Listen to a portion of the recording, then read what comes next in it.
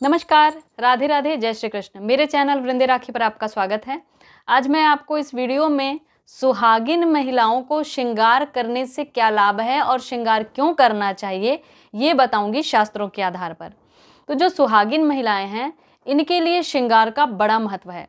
इनके श्रृंगार करने से क्या लाभ है, ये शास्त्रों में बताया गया है और ये पतिव्रता धर्म के अंतर्गत भी आता है। जो महिलाएं सज सवर कर श्रृंगार करके रहती हैं, उनके घर में लक्ष्मी निवास करती है, घर में सुख शांति और प्रसन्नता बढ़ती है। जो सुहागिन महिलाएं श्रृंगार करके सज सवर कर रहती हैं, उनके घर में लक्ष्मी हमेशा निवास करते हैं, सुख शांति और प्रसन्नता उनके घर में बनी रहती है। पति की आयु लंबी होती है अगर स्त्री श्रृंगार करके रहती है। ऐसा क्यों कहा जाता है? क्योंकि जब कोई सुहागिन महिला सज सवर कर श्रृंगारित होकर सुंदर वस्त्र पहनकर सुंदर होकर रहती है, जो उसके पास व्यवस्था है उसी के अनुसार, जब ऐसी पत्नी को पति देखता है तो उसे प्रसन्नता होती है और उस प्रसन्नता के कारण ही उसकी जो आयु है वो बढ़ती है। प्रसन्नता जीवन को बढ़ाता है, आयु को लंबी करता है, व्यक्ति को स्वस्थ रखता है। तो इसलिए शास्त्रों में भी ये बताया गया है कि जो स्त्री सज सवर कर रहती है, उसकी पति की उसमें प्रसन्नता होती है और वह स्वस्थ रहता है और उनकी आयु भी बढ़ती है।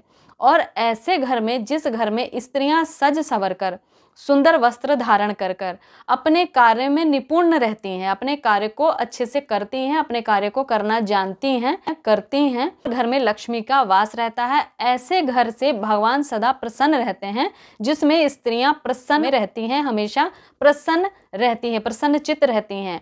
और जब कोई अच्छे से वस्त्रों को धारण करता है, श्रृंगारित होता है, तो उसके अपने मन में भी एक प्रसन्नता उत्पन्न होती है। तो इसीलिए शास्त्रों में ये बताया गया है, सुहाग की सभी निशानियों को धारण करना चाहिए। सिंदूर हमेशा स्त्री को धारण करना चाहिए जो विवाहित है, क्योंकि जो स्त्री सिंदूर धारण नहीं करती है, चाहे किसी भी कारण से एक दिन भी नहीं करती है, तो उसे दोष लगता है।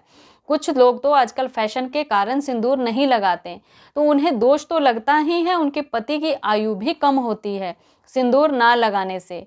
और भी बहुत सारी ऐसी चीज़ें स्त्रियों के लिए बताया गया है।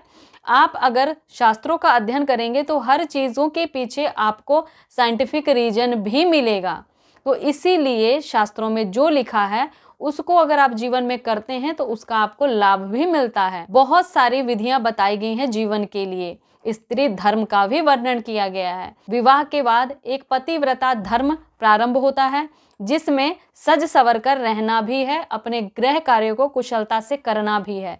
इस प्रकार करने वाली स्त्री के जीवन में प्रसन्नता स्वयं के भी रहती है, उसके परिवार में भी और पति में भी, बच्चों में भी। तो जो स्त्रियां सज सवर कर रहती हैं, उनके अंदर स्वयं भी उनका चित्त प्रसन्न होता है और उनके जो अपने हैं, उनके पति हैं, बच्चे हैं, उनका घर भी खुशहाल रहता है।